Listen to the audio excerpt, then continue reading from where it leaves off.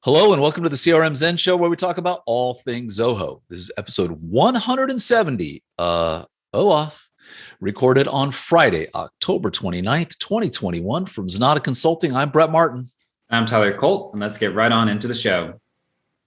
Yes, sir. So we've got a webinar coming up on November 16th, Tuesday, November 16th at 10 a.m. Pacific time. And we're going to be covering Zoho Mail, which I have been using. I'm liking it. I'm digging it. You're going to have to start using it again.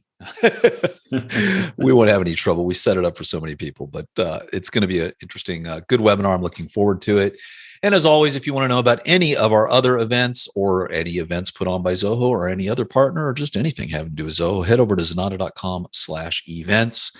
And we also want to say we have the second annual Zen Mees coming up. I think we're doing that like on December 21st or something like that. Something like that, yeah. Date on here. It's a special. It's basically going to be our webinar. It's like on a Tuesday. It's going to be our webinar for the month of December, because that show last time I think ran like, I don't know, hour and a half, 2 hours. A long show, man. It goes on and on. So we're going to be doing that. And you can head over to zenatta.com/zenmees to vote for your favorite Zoho applications, favorite marketplace applications, all that kind of good stuff. So zenatta.com/zenmees, head on over there, and we will hopefully see what we get this year. It's going to be interesting. We kind of changed the way all the categories are this year and all that kind of stuff. I think it's going to be fun. All right, Tyler, let's dive into the news. Thankfully, we have a regular news week, unlike the thousands the of double pages wide of last week. Yeah, that was a marathon of news. A lot of stuff going on, and we were chatty.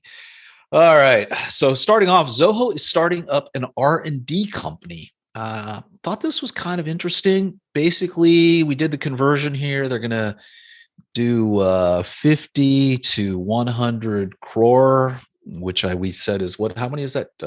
10 million rupees each. So it ended up being converted to US. What was it, about 15 million? Yeah, US dollars, $13.5 million, something like that. Yep.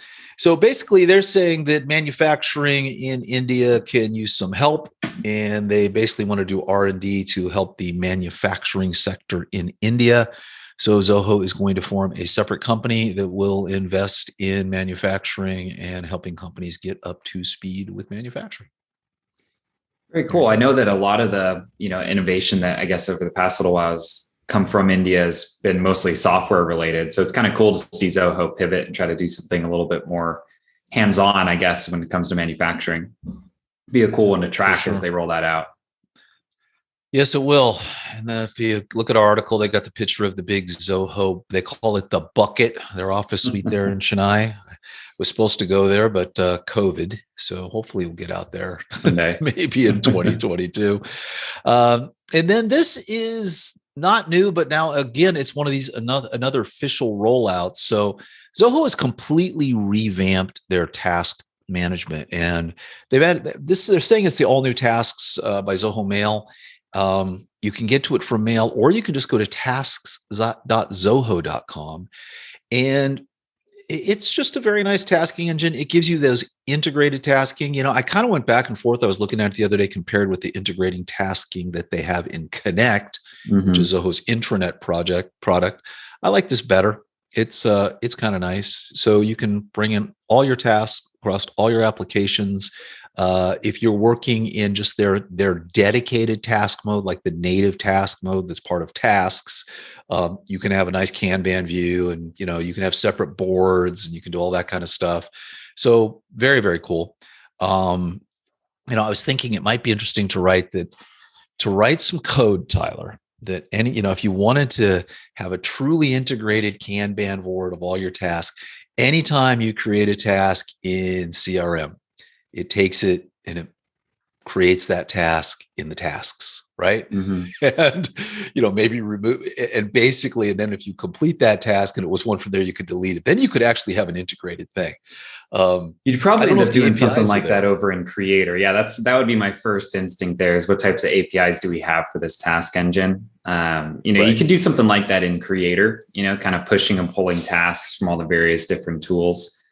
This one does have a gorgeous UI. We'd have to look at the API, but yeah, I mean, I poked around with it a little bit too. I'm kind of in agreement with you. Like if you're using it to pull in all your other tasks, from CRM projects, I think I like the UI better than Connect. But I actually like the standalone task boards in Connect better than the mail tasks. If you're going to make them in that application, might just be habit because I'm more used to Connect. We used to run everything out of there, a couple of years back. So it could just be my bias.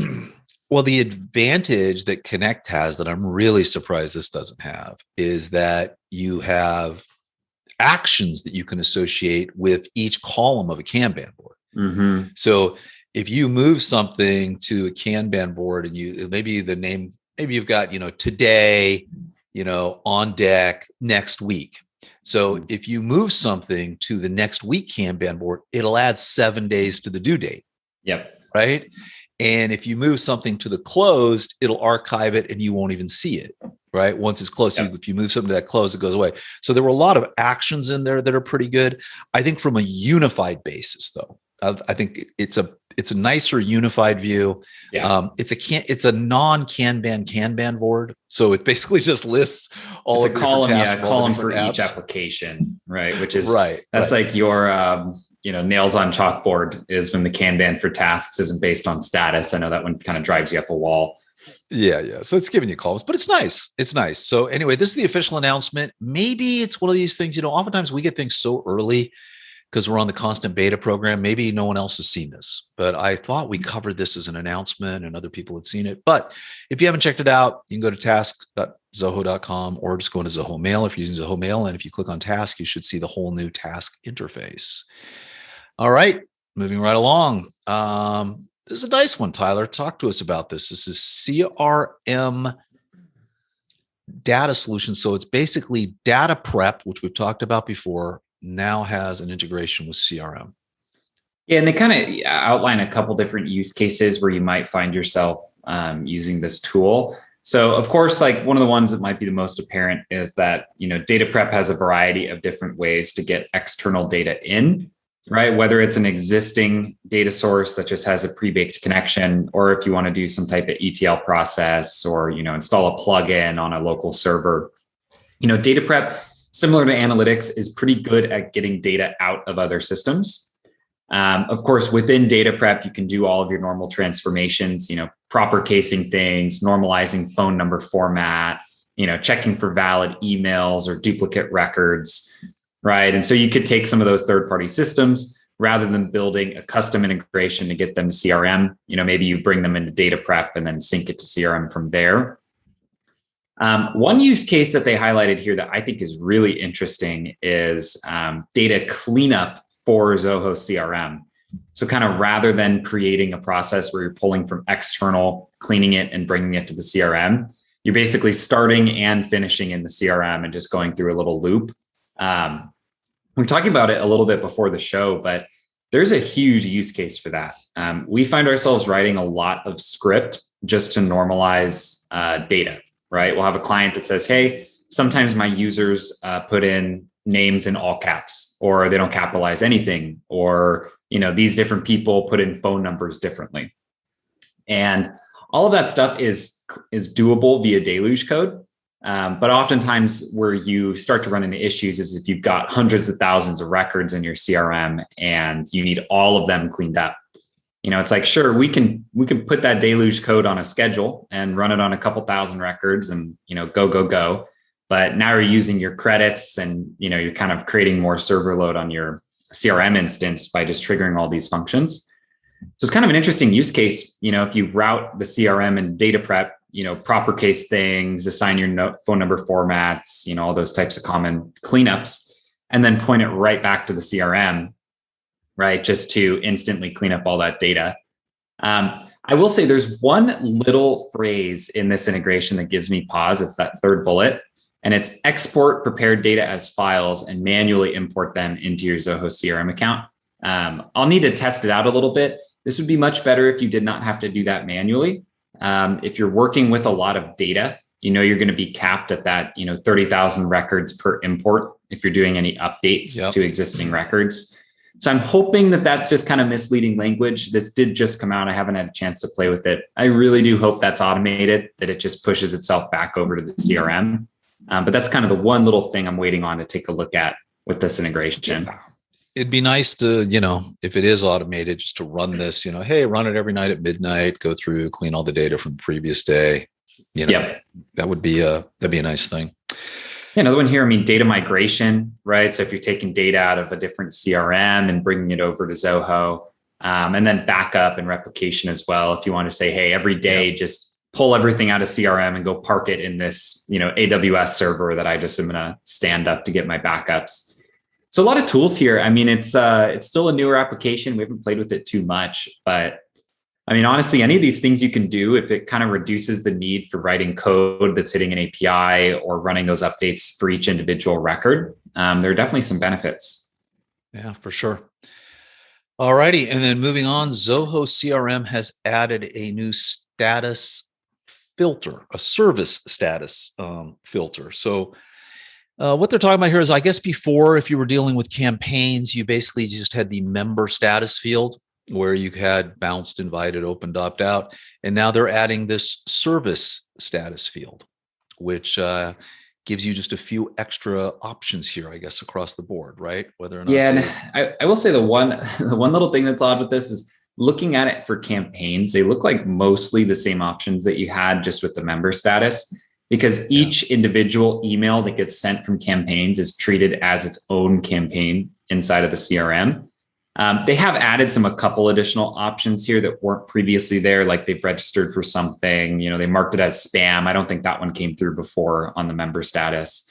The big one here, though, is that this service status field is not unique just to campaigns. They're also supporting it for survey, webinar, and backstage. So you could say, hey, who's someone who has completed a certain survey, right? And that survey status in reference to Zoho surveys would be if they've completed a certain one, or who attended my webinar, who's bought a ticket for my backstage event. So really nice. Just giving you the ability to filter CRM data based on things that happened outside the CRM is always a nice little quality of life improvement. The only thing I wish they do is the filters have, in some cases, the filters are more powerful on the filter side than they are when you're trying to create a custom view. And oftentimes I'd like to create a custom view because there are things you can do with a custom view that you can't do with a filter, such as campaign imports and those kind of things. And it would be really, really, really nice if they would just allow, all these filters in custom views. Because the big thing with those, like one that I bump into all the time is people want to see a list of leads that don't have any open tasks associated with them. Right. And you can do that with one of these advanced filters, right? And you could even save it as a saved filter. But the problem is they're all user specific. So if I've got 20 sales reps, part of my onboarding is I have to make them that view inside their account. So I agree with you 100%. There's like a couple of those specific ones that are only in these quick filters that it would be really nice to have in the views. Yeah, all of them. Everything you can do in a view you need to be able to do in a custom view. So anyway, alrighty, let's move on with the news here. Zoho apps are ready for Mac OS Monterey. So I don't want to spend too much time on this, but if you are a Mac user and you have upgraded to Monterey, I have. It's nice. There are some nifty new features in there. It's got like a pop-up notepad. So no matter what you're in, you kind of go, there's a hot corner you can go in and click on, and it brings up a nice notepad. They've always had what do they call them? Shortcuts. So Apple has always had these things called shortcuts, where basically you can string together a bunch of commands if you want to get somewhere in an application or you want to do various things. When you download an app, maybe it automatically renames it. There's all sorts of things you can do with shortcuts. So they're really, really, really leveraging shortcuts, and they're leveraging Quick Note. That's kind of it. There's a whole bunch of apps here across the board. The one thing I will note is that they brought one-auth to the desktop, which is super nice. If you're doing something, you just to have that on your desktop, I think is a good thing. So anyway, but other than that, I don't. Was there anything else here that jumped out at you? No, just kind of in line with what Zoho seems like they always do. The minute that there's a new Apple update to the phone or to, the desktop, all their apps are basically waiting in the wings, ready to start using that new feature. So Yeah, and they're they've pretty made quick on these. Yeah, they are, and they've got a nice little YouTube video if you're watching us on YouTube. They've done one on We Are Mac OS Monterey Ready. They also talk about Zoho Sign here. This is an interesting one. They're saying on the Zoho Sign app, you can now print directly from the app. I guess you couldn't do that before. Maybe you had to download and print. And now maybe you can print directly. Yeah. So anyway, basically check out the article. It'll be in the show notes and keep you up to date. If you are a Mac user, you will probably find that helpful. And then Zoho Projects got some iOS updates. The big ones here, Tyler, are you can now get the calendar view inside iOS, and you get Kanban views in iOS. And one little kind of fancy thing they did here with their Kanban is this like pencil tool. So if you're working on like a iPad, you could basically drag new sections or draw new sections, I should say, onto your Kanban just with that with your little Apple Pencil, and they'll just add right on as a task record. Yeah, they've got two. You can do that. And then they also are now allowing you to create tasks by just writing. You like basically you're writing and it automatically creates the task and draws it in, and you can draw a rectangle and add tasks. And so if you are using the Smart Pen on your iPad, then, maybe it's quicker. It probably is quicker when you're doing in these views rather than bringing up the keyboard and doing all of that and adjusting things. So pretty slick update across the board there for Zoho Projects for iOS. And if you didn't know it, Zoho is an Apple house, man. Everybody there's on Macs and iPhones. So they tend to get these updates out for iOS before they do Android. They're doing all these things. And with the Android world, especially in tablets, it's so fragmented. I think this would be kind of hard, for them to push out on the tablet side of things anyway. Alrighty, and then going with the projects mode, Zoho Sprints got a bunch of updates for the month of October, and this is kind of a roundup of them. Anything? It looks like you've got a new customer portal and some advanced analytics. I think we talked about that earlier. I think we talked about the analytics. Definitely nice to have the customer portal. If you're doing work for clients, being able to invite them in, they could see what's going on. You could assign them tasks. Very similar, I would assume, to what they've got over in Zoho Projects. And then down at the bottom here, I think we already talked about these ones, but they're just their integrations over to some of those development environments. So you're basically able to track your tasks and actually get things deployed through sprints onto, Microsoft Azure, and I think GitLab are the two that they're tied into right now. But yeah, I think we covered both of those at least quickly here sometime in the past couple of weeks. Yeah. Anyway, Sprints keeps going along. So it is their agile development tool, very much like Jira. So if you aren't familiar with it, and it's mostly used for software development. It really is. Yeah. Yeah. That's kind of what it's for. All right. And we haven't had one of these in a while, and I wish we didn't have one of these today, but a little PSA for those of you. Monday was pretty much a hell day for us here at Zenatta. So, what do we say about this? What time was it? Around 12:15 Pacific time, I want to say. Just about. Yep. We noticed something funny. So how did I first notice it? I think I first noticed it. I actually was auto-generating a proposal. And I went to we actually have the whole proposal. We've talked about this a lot, but basically I click a button and it goes and looks through the deal, looks through the account, looks through the contact, pulls all that information in, goes into Zoho Writer, creates the entire document, brings it back, attaches it to the deal, drops it in WorkDrive, and from there we edit and send it out. And it just didn't create it. It did not create the proposal. And so I reached out to Lucas, and he'd responded back to me and said, it looks like Uh-Oh-Auth is down. And then literally at exactly 12:30 Pacific time, you and I were on a call with a customer, and we were doing the onboarding, and we were logging into their CRM, and he had Uh-Oh-Auth, and it would go on his phone, and he would click the authorization and nothing would happen. And soon we knew the trouble was a brewing, Tyler. Trouble was a brewing. So why don't you take it from here? So basically, there was so much more that this caused, right? The key the key thing here is just that OAuth is used behind the scenes to basically validate connections between different applications. Really, anytime you're making an API call in Zoho, you're accessing that, or you're validating that through OAuth. And so the issue there is that, external integrations through Flow, all these different kinds of calls that are being made in Zoho kind of started to fail. We did see, for the most part, things that were within the same app. So functions in the CRM using the pre-built CRM actions seemed to be okay. It was really anything that was making a more structured API call, like, create a sales order in books from CRM, right? Things like that, where you're going between apps, started to have issues and fail. And yeah, I mean, it was down for about 4 hours. Yeah, about 4 hours. Seemed like then it was a little shaky coming back up. Definitely a little bit worrisome on our side, because we do a lot of that types of custom integration, custom work. Yeah. And I think one of the bigger problems, if this happens to you, I think we put this out there, if you're noticing things are failing, maybe you didn't know it. Maybe you didn't pay any attention to it, but in not all cases, but in some cases, you needed to reauthorize. Right? Yep. In our case, we had to reauthorize, to get our thing to work. Some people have told me they did not need to reauthorize anything at all. That depends on where it was too.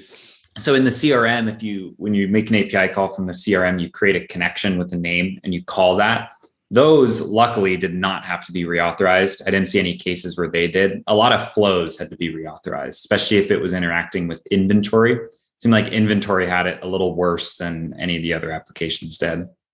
Well, we have a lot of clients, but you'll know the one I'm thinking of in particular that probably has more scripts and more authorizations and more things going on with anybody and doing anything. And our help desk, you talk about trouble was a brewing. Our help desk exploded, man. I don't think we've got more emails, phone calls ever in the history of our company than in that 4 hour period of time. But did you have to reconnect a lot of those on that massive one, or did it? No, I didn't have to reconnect. I had to rerun some stuff. Like certain actions that didn't happen. Now, luckily, a lot of the things for us that we had to rerun were going through Flow, where they're kind of saved in a cache. And so you kind of just go through Flow and say, rerun all these things. These documents were signed in this period and the following actions didn't happen. So just rerun it like it was signed right now. And that kind of cleared everything up. So what caused this was a really bizarre thing. So evidently a Zoho Sheet customer was connected and there was something bizarre going on. And there was an exception error that generated 3.25 million OAuth calls in under 2 hours, which caused basically the server to give up. It couldn't respond to the request. Anyway, they've reduced the maximum number of OAuth access tokens generated per hour. So if this ever happens again, the whole system shouldn't go down.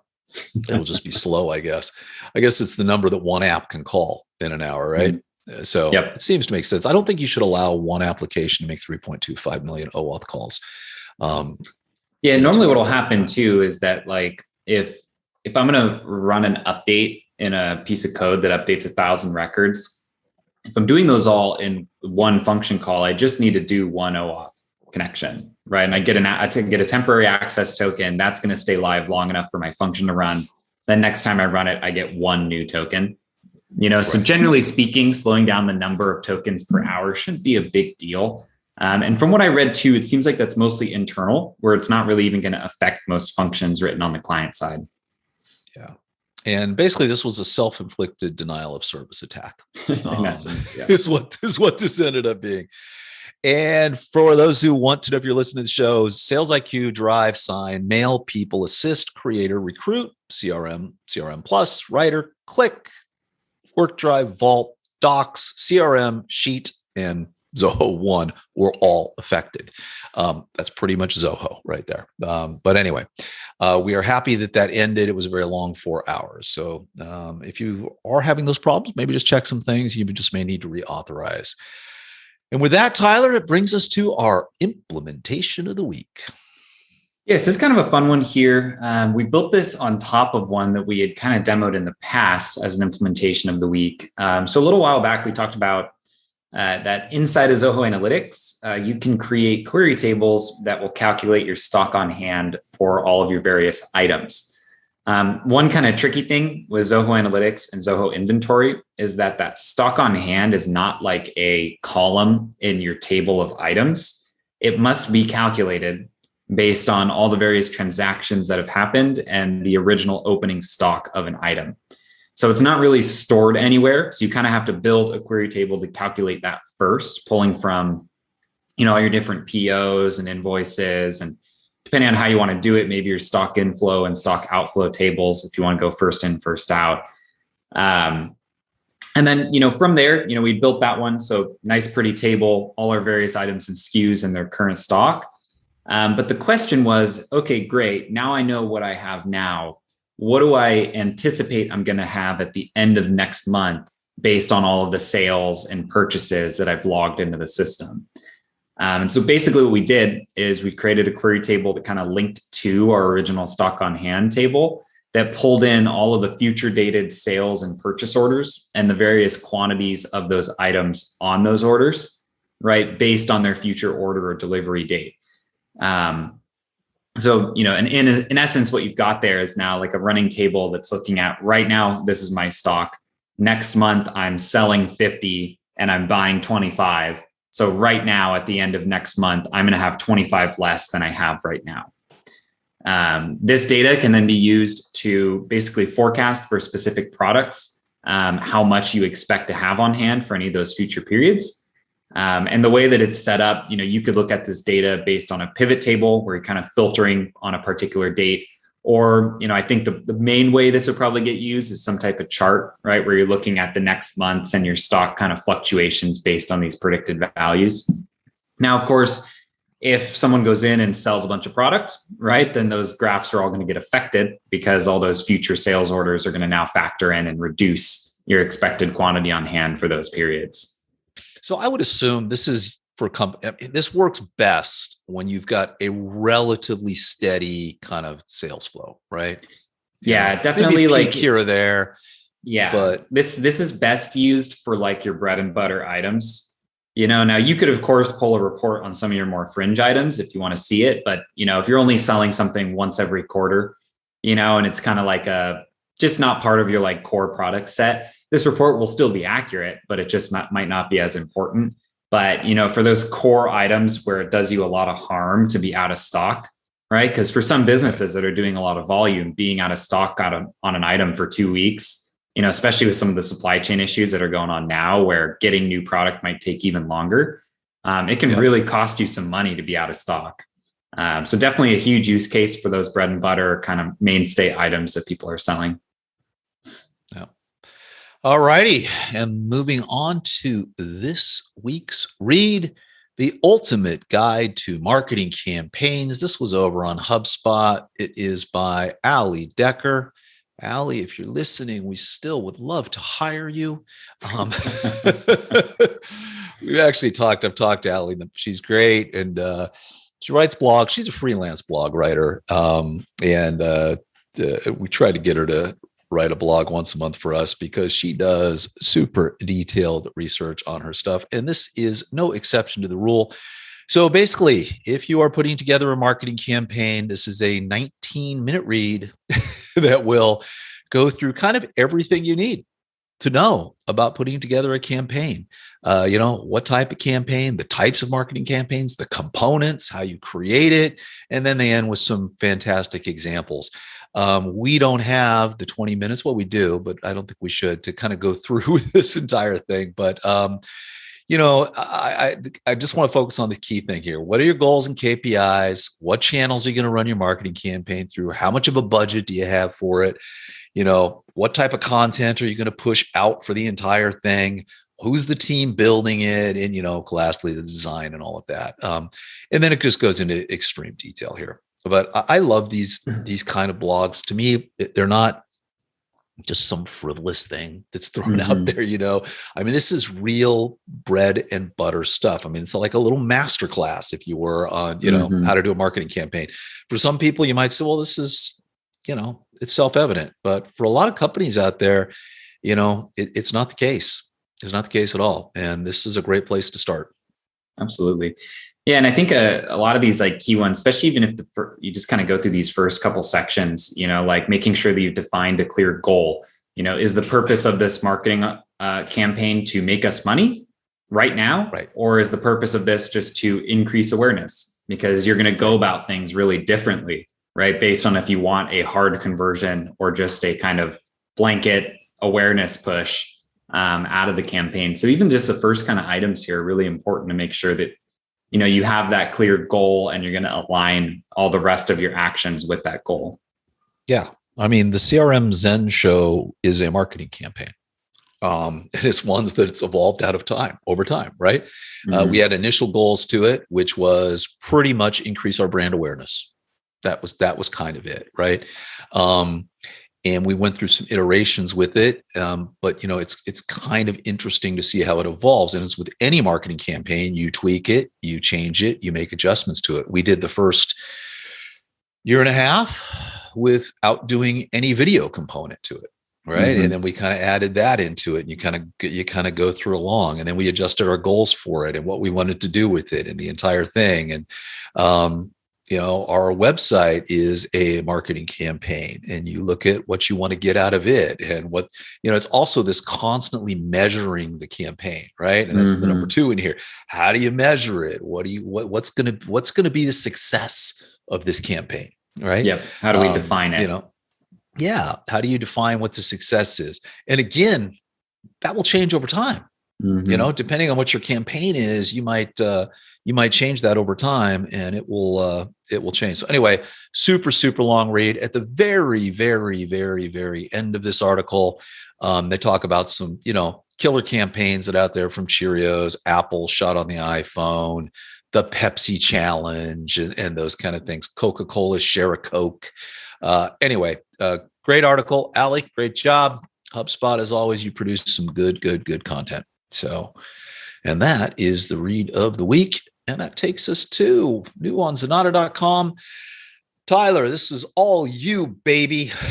We did a webinar last Wednesday. Wednesday. Last Wednesday. It was with the Zoho finance team. Shout out to those guys. What a great group of people. So nice to work with them. It was just a joy across the board. Just so mm-hmm. easy. Good guys, truly engaged. So anyway, shout out to Val, shout out to Nathan. Thank you so much for letting us do this. But it really wasn't us. So Tyler, you put together an entire webinar on Zoho Analytics and Zoho Books and how to do all of those kind of things. And we only had 60 minutes, and this was actually so you could get some continuing education credits if you were an accountant. Right. Mm-hmm. We had almost 400 people show up for it. It was a great turnout. Yeah, it was. So it's up on our YouTube channel now, and we have created an article on this, basically stepping through what Tyler went over on the entire thing. I wish I could say I helped, but this was a one-man show. So anything you want to cover on here? You did it. Yeah, I mean, really, it's just in no way exhaustive, right? As you go through here, we basically just walk through how to get your data in, what the data looks like once it's in there, right? Kind of get an idea of the tables, what all the words mean, right? There's a lot of terms they're going to use in here, right? And they all mean different things. So we kind of went through a tour of that.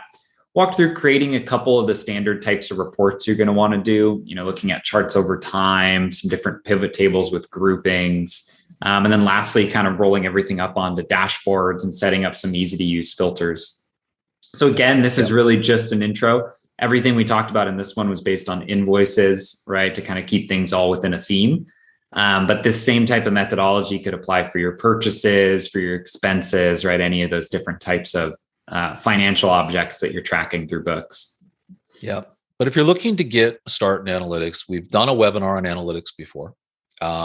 We have a set of tutorials on analytics that you've done, right? And now you've got this. And I think if you were to watch those, you could get somewhere in analytics. You get the basic where to set up. You went into a lot of detail here on filters and doing that kind of thing. And like why you might want to display something this way versus another, teased a little bit about discrete and continuous data. I mean, you go down a whole rabbit hole in terms of why you might choose one chart over another. So we didn't We didn't go all the way down to the bottom, but we definitely kind of touched on a lot of different topics and best practices.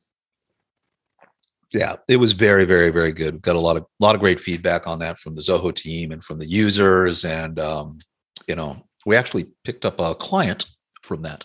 So it's good stuff. And that takes us to our pick of the week. This is Zoho Expense for Cliq. This is a cool little marketplace application. Head on over to marketplace.zoho.com. And if you hover under extensions, you can, you get to choose all the different applications. And if you just go to Cliq, you'll find it there. Anyway, it is basically people can submit, you can approve and reject expenses directly from your Cliq channel. So if you're using Zoho Expense, this is just a super nice way to handle your expenses. And I think you can even take pictures of your receipts and submit them through this interface as well. I think they showed us this one a long time ago, maybe at the Dev conference in 2019, when they were kind of rolling out more and more of these tools that are embedded into Cliq, kind of being that command line for Zoho. And this one's a really nice one. If you're using Expense and Cliq, definitely give it a try, because the less different pages someone needs to go to get things done, the better. Yep. And a lot of people don't rate things over on the Zoho marketplace, but this has got, 6 5-star reviews and nothing else. So pretty good across the board. So I'd recommend you take a look at that. All righty. And that brings us to the tip of the week, which was Zoho PageSense engagement tool. So this is kind of a breakout of basically, what in PageSense, how to set up engagement, how to monitor it, what it does. So it's a 12-minute video where we break down how to, if you're using Zoho PageSense. For those of you that don't know, PageSense, it's an application. You get a little bit of JavaScript, you drop it on your website, and it allows you to do just a ton of things. Like we're here, monitor your audience engagement, where are they engaging with your site, where are they dropping off of things, heat maps of your site. There's a whole bunch of things. We did a whole webinar on it as well. So if you want to check that out, you can. And as always, head over to youtube.com/Zenatta and subscribe and hit that bell and, join us. We're up to almost 2,500 subscribers. Probably be there by a couple of days. Want to thank everybody for our support over at the YouTube channel. And that brings us to our Q&A. We've got nothing from the chat audience today, so let's dive into the YouTube questions. All right, from Promi Rose family. How should I do Zoho CRM with Shopify, or can I directly integrate Zoho Campaign? No, you need to. This was on our Zoho Campaigns webinar. I think what they're trying to do is they've got Shopify, they've got leads coming in on Shopify, and they want to drop them into a campaign and market to them. So really, really, really simple. Just go ahead and get in the marketplace, the Shopify integration for CRM. That's going to pull all your contacts in. You can then create a custom view in CRM for them, or custom views, sync those over to campaigns, do an instant sync, and they will drop in. Do I have that right, or would you do it a different way? Yeah, that's the best way to do it. Because with the Shopify integration for the CRM, you can also pull in their orders to get their product information. I will say, in the use case that I see a lot, where people want to, let's say a customer buys product A, but they haven't bought product B. So you want to send them some type of sale or coupon for product B to see if you can convert that. You can do that with the CRM integration. It takes a little bit more data management. So you might need to pull like a query table and analytics to marry up, customers and products into some type of list view. There is a direct integration for Shopify into campaigns that does kind of give you some of that product data. But really at the end of the day, you want it in the CRM. So it can be tempting to go over and use the campaigns integration. But if someone is like buying product on your site, you've got to have them in the CRM, and you really want that product data there. So it might take a little bit more management to pull everything to the CRM and get it formatted for those like product-based lists. But it definitely would be the best practice. All right, good stuff. So let's move on to our next question. This was on our Zoho campaigns. Again, how to set up a workflow. This was a tutorial. And Stuart Bible asks, hey guys, great video. How accurate do you believe Zoho tracking of email opens is? Is it like other tracking schemes where it depends greatly on what email client the recipient is using and whether images are downloaded automatically? Tyler, I believe it just uses a hidden pixel like everything else. So you're right. You're right on the money, Stuart. It's always going to depend on, what type of client they're using. If those images load, you're going to be good to go. If they choose to load them, you'll also be great. But it is using that same tool that, most other marketing platforms use, which is, did the hidden pixel load or did it not? Right. Wish we had a better answer for you there. And then moving on to the last question, I believe this is from Hytham Deli. He was watching our Zoho Books full product tutorial, and he asks, what about inventory? Well, did we ever do a full walkthrough on inventory? What about inventory? Let me check. Let's just go over here to I thought we did. For some reason, I thought we did, but maybe it was just a series of beginner's guides. It may have just been its own little standalone series. Yeah. Let's see. Let's just search our channel for inventory and see what comes up. We do so many of these, sometimes I forget. There it is. Yeah, we did do a full product tutorial on it. In 2021. Yes. So basically, if you want to know what about inventory, you can watch that. And then there was an entire series where we broke it all out. And then we even did one on Shopify, full integration tutorial where we cover that as well. So yeah, we've got a lot of inventory. Just go search our channel there and you will find it. We can maybe even drop a link to this in the show notes to our full inventory tutorial. All right. It's going to wrap it up for the month of October. Tyler, you have any plans for Halloween? Nothing too crazy. My girlfriend's parents are in town, so we'll probably be out and about, but I don't think there's any trick-or-treating in the cards for me this year. Yeah. Tina and I went as two of the contestants from the Squid Game to a party this last weekend. So that was when she was 67. I, of course, was 456. I'm not going to do any spoilers here, but let's just say that's the one you want to be. Anyway, all right, buddy. Well, I guess we'll see everybody in November. If you have any questions or comments, please head over to Zenatta.com and drop us a line. And on the website is where you'll find complete episodes as well as show notes with links to the stories we discussed today. As always, we'd love if you would follow us on your favorite social media platform and subscribe to us on your favorite podcast app, as well as on YouTube. We'll see you next Monday.